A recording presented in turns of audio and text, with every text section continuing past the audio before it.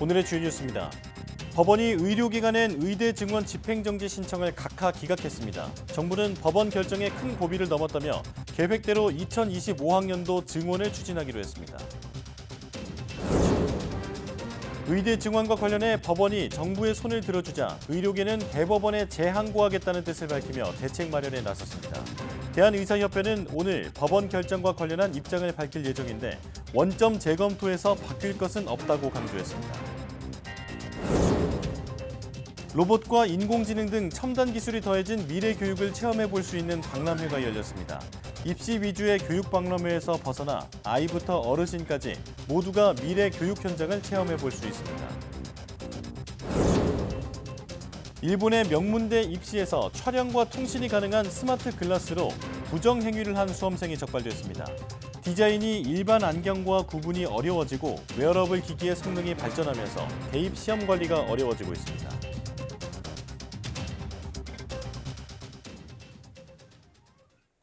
여러분 안녕하십니까? 5월 17일 사이언스 투데이입니다. 의대 정원 증원을 멈춰달라며 의료계가 법원에 낸 집행정지 신청이 항고심에서도 받아들여지지 않았습니다. 재판부는 의대생들의 학습권 보호보다는 의대 증원을 통한 의료 개혁이 더 시급한 과제라고 판단했습니다. 김철희 기자입니다. 의대 증원 집행정지 신청에 대한 항고심 법원 판단은 큰 틀에서 1심과 같았습니다. 의대 교수와 전공의, 의대 준비생들은 소를 제기할 자격이 없다며 신청을 각하한 겁니다.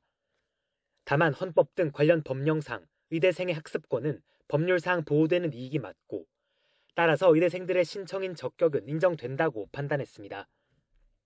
그러면서 거의 모든 의대가 2,000명이 당장 증원되면 현실적으로 정상 교육이 불가능하다고 호소하는 등 절차를 그대로 진행하면 의대생들에게 회복하기 어려운 손해가 발생할 수 있다고 인정했습니다. 재판부는 그러나 교육받을 권리보다 중요한 건 의료 개혁이라는 공공복리라며 인용 대신 기각을 선택했습니다. 당장 필요한 곳에 의사들이 적절히 공급되지 않아 필수 의료와 지역 의료가 상당한 어려움에 처해 있고 이를 해결하기 위한 전제로 의대 정원 증원이 필요하다는 것을 부정하기 어렵다는 겁니다. 그간 법원은 의대 교수와 학생은 의대 증원 처분의 당사자가 아니라며 집행정지 신청을 잇따라 각하해왔습니다. 그런데 지난달 30일 항고심을 맡은 서울고등법원이 정부 측에 근거 자료를 요구하며 법원 결정 전까지 증원 결정을 미뤄달라는 취지로 요청하며 파문이 일었습니다. 결정 직후 재항고 의사를 밝힌 의료계는 대법원이 이번 달 안에 사건을 확정해 줄 것을 기대한다고 말했습니다. 다만 대법원 관계자는 기본적 절차에 들어가는 시간이 있는 만큼 빨라도 7월은 돼야 결론이 날 걸로 전망했습니다. YTN 김철입니다. 이번 항고심 결정을 앞두고 정부가 제출한 의대 증원 근거 자료들의 부실 논란이 일기도 했습니다. 재판부는 일부 미비하거나 부적절한 상황이 엿보인다면서도 그간 정부의 연구와 조사를 인정했습니다. 이대건 기자입니다.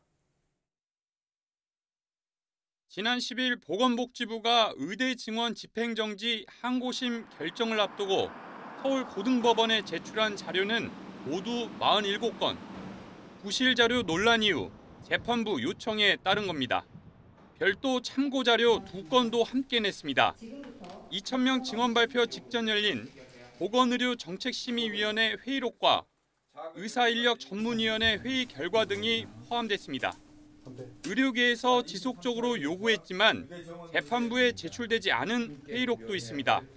대한의사협회가 참여한 의료현안 협의체의 경우 회의록 없이 보도자료 너음만 냈고 의대 2,000명 증원분을 분배한 교육부 산하 의대정원 배정위원회 회의록은 빠졌습니다.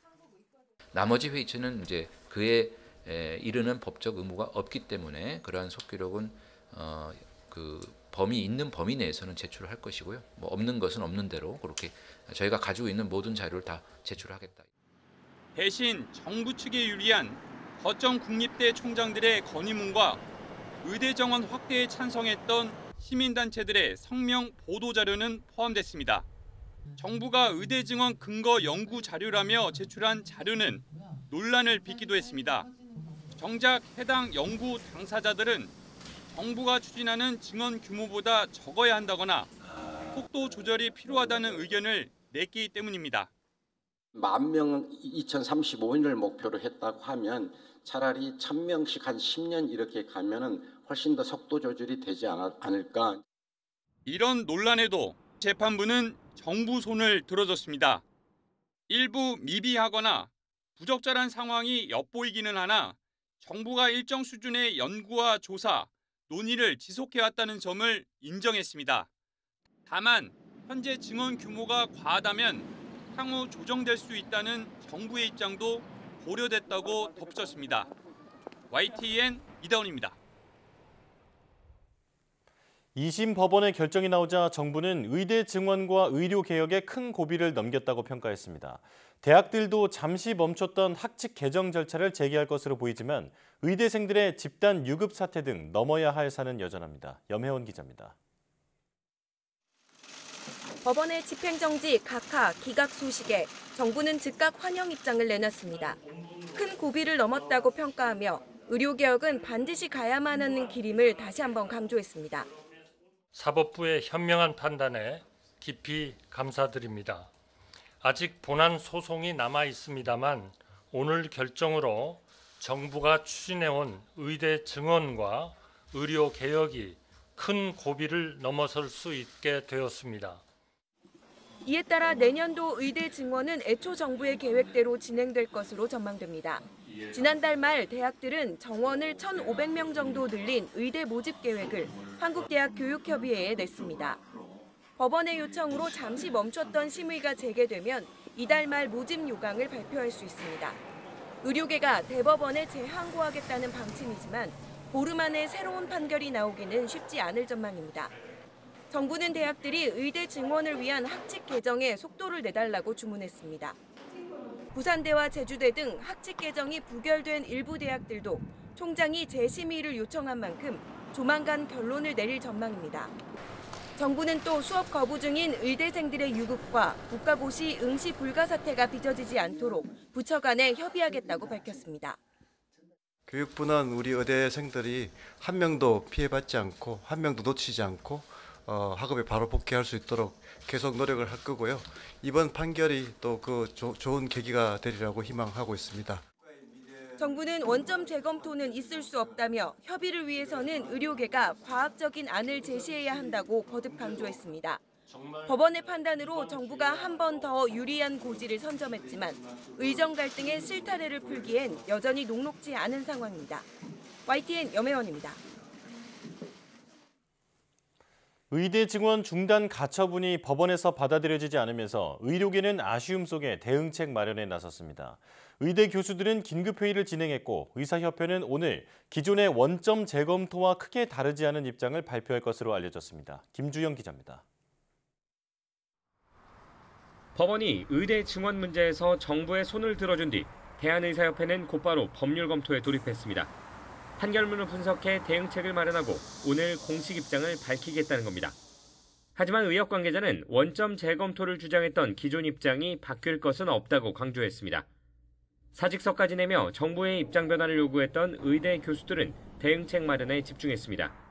전국의대교수협의회 관계자는 교수도 전공의도 의대생도 돌아오기 어려운 결론이 나왔다며 회의를 통해 대응안을 내놓을 것이라고 설명했습니다. 최창민 전국의대교수 비대위원장도 YTN과의 통화에서 의정 갈등이 계속돼 조만간 대형 병원의 존폐가 우려되는 상황이 올 것이라고 지적했습니다.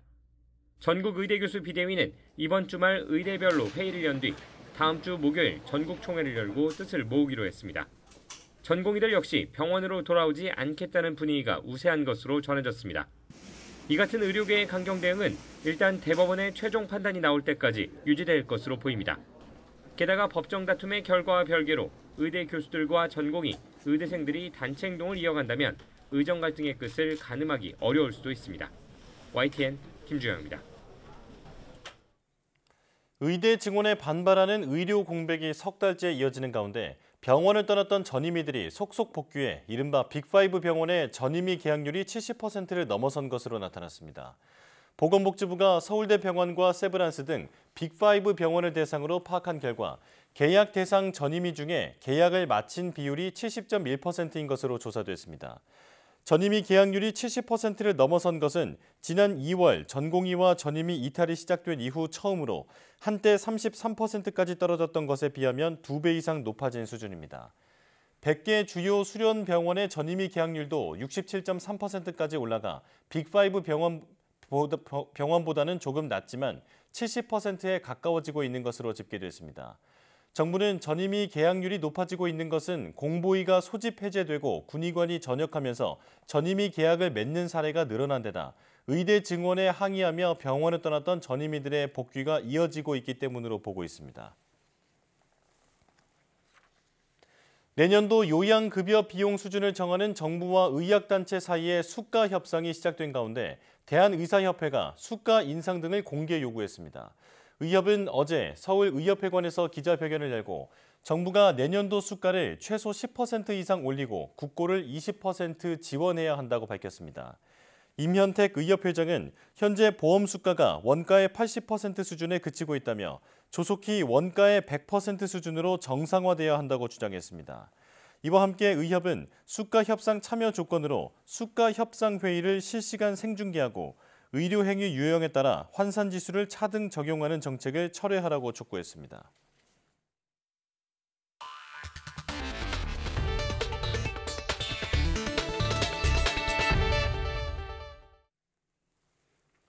강원 산간에 때 아닌 5월 폭설이 쏟아진 건 찬 공기와 따뜻한 공기가 동해안 부근에서 만나 충돌했기 때문입니다. 25년 만에 가장 늦은 5월 대설이었습니다. 정혜윤 기자입니다. 강원도 산간의 때늦은 5월 폭설은 지난 2021년 이후 3년 만입니다. 하지만 올해 내린 봄눈 기록은 더 이례적입니다. 지난 2021년 눈이 내린 시기는 5월 초, 눈의 양은 20cm 정도였습니다. 하지만 5월 중순에 내린 이번 눈의 양은 설악산에서 최고 40cm로 한겨울 폭설 수준입니다.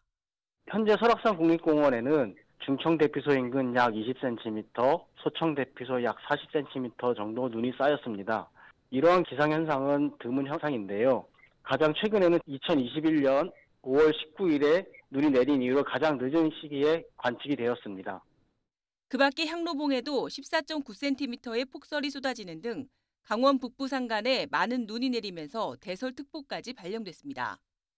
전국 관측이 시작된 1999년 이후 25년 만에 가장 늦은 대설특보 기록입니다. 5월 중순에 내린 이번 강원 폭설은 찬 공기와 따뜻한 공기가 동해안 부근에서 충돌한 것이 원인이었습니다. 우리나라를 기준으로 북쪽으로부터 대기 상층에 매우 찬 공기가 남하오는 가운데 남쪽으로는 고온다습한 공기를 포함한 저기압이 동반되면서 산지를 중심으로 매우 많은 양의 눈이 내렸습니다. 폭설은 잦아들었지만 동해안에서는 강풍과 파도에 대한 주의가 더 필요합니다. 기상청은 해안을 중심으로 초속 25m에 달하는 돌풍과 함께 매우 높은 파도가 하루 정도 더 이어지겠다며 해안가 안전사고와 선박사고에 철저히 대비해 줄 것을 당부했습니다. YTN 정혜윤입니다. 정부가 올여름 폭우에 대비해 산사태 예보를 2단계에서 3단계로 확대합니다. 또 장마 전 지하차도 진입 차단 시설 256개를 추가 설치하고 지하차도마다 공무원과 경찰 등 4인 담당자를 지정해 침수 위험이 생기면 현장 통제와 관리 책임을 맡기게 됩니다. 홍수특보 발령 지역에 진입하면 내비게이션을 통해 안내하는 서비스도 도입합니다. 행정안전부는 이러한 내용의 범정부 합동 여름철 자연재난 종합대책을 확정하고 앞으로 5달 동안 풍수해 폭염 대책 기간을 운영한다고 밝혔습니다. 폭염과 관련해서는 피해가 큰 농업인과 현장 근로자들을 대상으로 안전교육을 실시하고 고령 농업인 11만 명에겐 폭염 국민행동 요령을 직접 홍보하기로 했습니다. 행안부는 이번 대책과 함께 올해부터는 시도지사가 재난 사태를 선포할 수 있게 된다며 재난 상황 시 더 신속하게 공무원을 동원하는 등 빠른 초동 조치로 피해를 최소화할 수 있을 거라고 기대했습니다. 인공지능과 로봇 등이 일상화된 미래에는 교육 역시 지금과는 매우 다른 모습일 텐데요. 미래 교실의 모습을 미리 만나고 첨단 교육을 직접 체험해 볼 수 있는 교육 박람회가 열렸습니다. 최소라 기자입니다. 공원 한복판에 인공지능 로봇개가 등장했습니다. 진짜 강아지처럼 앞발을 주기도 하고 엎드리며 애교도 부립니다. 되게 신기하고 과학기술이 많이 발전했다 생각했어요. 곳곳에 마련된 부스에서는 어린이가 코딩을 통해 자율주행 미니카를 조작하기도 하고 자동차를 움직였어요. 네, 그게 어렵진 않았고 많이 재밌었어요. 가상현실에서 비행 시뮬레이션을 하거나 드론을 직접 조종하기도 합니다. 네, 생각보다 훨씬 더 재밌었고 근데 조금 잘 마음대로 안 해서 조금 어려웠어요. 서울 양천공원부터 양천구청, 사이길과 도로까지 커다란 교실로 바뀌었습니다. 올해로 2회째를 맞은 Y 교육박람회에서는 로봇과 인공지능, 가상현실, 증강현실, 드론 등 미래 기술을 직접 체험해 볼 수 있습니다. 고등학교와 대학교 입시 설명회와 유학 상담, 성향별 학습 방법을 알려주는 진로 상담, 대학생 멘토링도 진행됩니다. 야외에 마련된 무대에서는 인기 유튜버와 스타 강사, 수능 만점자의 강연과 토크쇼도 진행됩니다. 영유아부터 어르신들까지 다양하게 참석할 수 있는 프로그램을 준비했습니다. 앞으로 우리 대한민국의 교육이 어떻게 가야 되는지에 대해서 한번 배울 수 있는 그런 장이 되지 않을까 이렇게 기대합니다. 첨단 기술을 만난 미래의 교실의 모습을 직접 보고 체험해 볼 수 있는 Y 교육박람회는 양천구청 일대에서 18일까지 진행됩니다. YTN 사이언스 최소라입니다. 이른바 드론 택시로 불리는 도심 항공교통이나 자율주행차는 머지않은 미래에 우리 삶을 바꿀 기술들로 꼽힙니다. 이런 국토교통 미래 기술을 선보이는 전시에 최두희 기자가 다녀왔습니다. 마치 살아있는 개처럼 다리를 구부렸다 펴고 움직일 땐 네 발로 균형을 맞추며 걸어가는 사족보행 로봇개입니다. 위험한 건설 현장에 사람 대신 사족보행 로봇개를 투입하면 로봇에 설치한 카메라 등을 통해 3차원 데이터를 수집할 수 있습니다. 상용화되면 공사 현장의 안전 지킴이로서 그 역할을 톡톡히 해낼 것으로 기대됩니다. 복잡한 교통 문제를 해결할 미래의 교통수단으로 주목받고 있는 드론 택시. 하늘길을 오가는 운송수단인 만큼 안전한 운영체계는 필수입니다. 관람객들은 도심 항공교통 UAM 시뮬레이터를 통해서 운영 과정을 직접 눈으로 확인할 수 있습니다. 특히 UAM 관련돼서 제가 지금 주제를 진행하고 있어가지고 그와 관련해서 우리나라 기업들이나 정부 부처들이 많아가지고 유익한 정보를 얻을 수 있는 것 같아서 좋은 것 같습니다. 운전자의 개입이 없어도 차량 스스로 주행 상황을 인지하고 판단해 제어할 수 있는 레벨 4 수준의 자율주행 차량이 상용화될 경우 차량 배치와 반납을 자동으로 할 수 있는 공유차 서비스 애플리케이션도 눈길을 끕니다. 이렇게 미래의 삶을 바꿀 것으로 기대되는 국토교통 미래 기술이 한자리에 모였습니다. 관련 기술 연구자들에게는 기술을 실증하고 개선하는 기회가 됐고 이런 기술 대전에 참여함으로써 랩실에서만 모든 실험을 진행하는 것이 아니라 실제 현장에서 저희가 개발한 기술을 실증하고 검사하고 또 개선할 수 있는 그런 기회를 가질 수 있는 점이 가장 좋습니다. 관람객들에겐 삶에 밀접한 국토교통 관련 미래 기술을 미리 만나보는 체험의장이 됐습니다. YTN 최두입니다. 일본 명문대 입시에서 촬영과 통신 기능이 있는 스마트 글라스로 부정 행위를 한 수험생이 적발됐습니다. 웨어러블 기기가 정교해지면서 대입 시험 관리에도 비상이 걸렸습니다. 도쿄에서 김세호 특파원의 보도입니다. 일본 시중에 판매되고 있는 스마트 글라스입니다. 안경처럼 쓰고 동영상과 사진 촬영이 가능합니다. 스마트폰과 연동해 통화를 할 수 있는 제품도 있습니다. つけ心地は普通のメガネとあんまり変わんない。ちょっと黒縁のメガネと変わんない感じだ. 지난 2월 일본 와세다 대학 입시에서 한 수험생이 스마트 글라스를 이용하다 적발됐습니다. 스마트 글라스를 쓰고 시험 문제를 촬영해 자신의 스마트폰에 전송하고 이를 다시 SNS를 통해 여러 사람에게 전달한 뒤 해답을 알려달라고 한 것으로 조사됐습니다. 이 수험생에게 연락을 받은 사람 가운데 한 명이 대학 측에 신고하면서 덜미가 잡혔습니다. 수험생은 시험에는 합격하지 못한 것으로 파악됐습니다. 受験生がみんな人生かけて臨む場所なので、やっぱりそういう不正があるっていうのはすごい残念ですし. 부정 행위에 사용된 스마트 글라스는 일반 안경과 구분이 어려운 디자인까지 나오는 등 더욱 정교해지고 있습니다. テクノロジーが進化してしまうとどうしても防げない部分はあると思いますね。もちろんそれがまた新しい形になってきたりすると、そこはいたちごっこなのかもしれないですけれども。 일본에서는 2022년 1월 우리의 수능과 같은 대입 공통 테스트에서 수험생이 스마트폰으로 문제를 외부로 유출하려다 적발된 적이 있습니다. 웨어러블 기기의 성능이 발전하면서 부정수법도 진화를 거듭하고 있어 교육당국이 입시 관리에 더욱 골머리를 앓게 됐습니다. 도쿄에서 YTN 김세호입니다. 사람이 아닌 인공지능은 특허 발명자로 인정할 수 없다는 법원 판단이 다시 나왔습니다. 서울고등법원은 어제 미국 국적의 인공지능 개발자 스티븐 테일러 씨가 우리 특허청을 상대로 인공지능을 발명가로 표시한 특허를 인정해달라며 낸 소송에서 원심과 같이 원고 패소로 판결했습니다. 앞서 테일러 씨는 자신이 개발한 인공지능을 발명자로 표시한 특허를 우리나라를 포함해 16개국에 출원했지만 우리 정부가 특허를 인정하지 않자 불복해 소송을 냈습니다. 지난해 1심은 현행 특허법은 발명자를 사람으로 명시하는데 인공지능은 인간의 개입 없이는 독자적으로 발명할 기술이 없어 물건일 가능성이 크다며 원고 패소로 판결했습니다. 공정거래위원회가 업계 반발로 연기한 이른바 플랫폼법 제정에 다시 시동을 걸었습니다. 국회 통과기로에 있는 가맹사업법 개정안에 대해서는 우려를 표시했습니다. 이승은 기자입니다. 더불어민주당이 국회 본회의에 직회부한 가맹사업법 개정안. 가맹점주단체 등록제를 도입하고 등록된 점주단체가 요청하면 가맹본부가 협의에 응하도록 의무를 부여하고 있습니다. 오는 29일 21대 국회 임기 만료를 앞두고 민주당은 국회 본회의 통과를 다짐하고 있습니다. 건강한 협상과 타협으로 문제를 해결할 수 있습니다. 한기정 공정거래위원장은 YTN에 출연한 자리에서 공개적으로 우려를 나타냈습니다.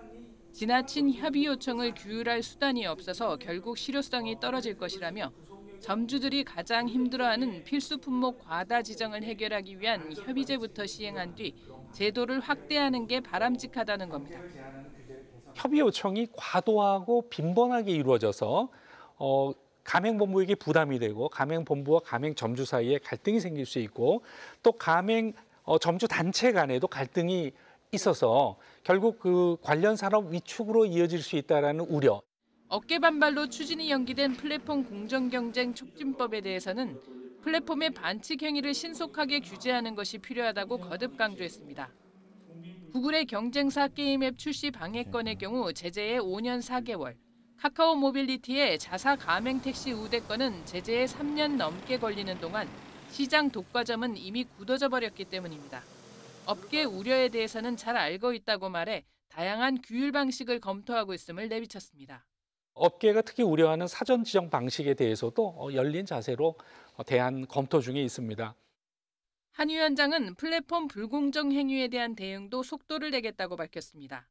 유튜브의 유튜브 뮤직 끼워 팔기에 대한 조사를 상반기 마무리하고 쿠팡의 자사 브랜드 제품 우대, 카카오의 경쟁사 택시 호출 차단 의혹도 신속하게 심의하겠다고 밝혔습니다. YTN 이승은입니다.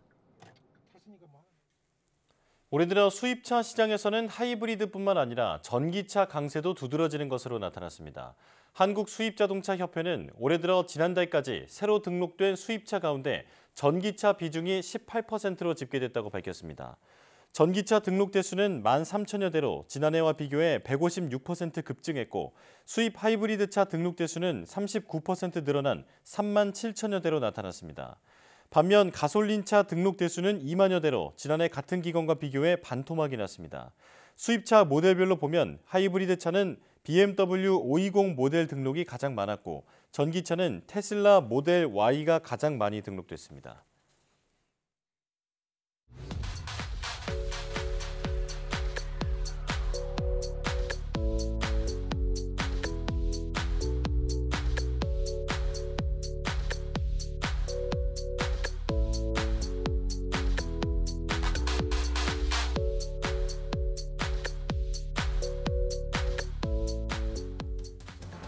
지난 며칠 요란한 비가 내렸는데요. 이번 주말은 모처럼 화창한 날씨에 공기질도 좋아 나들이하기 좋겠습니다.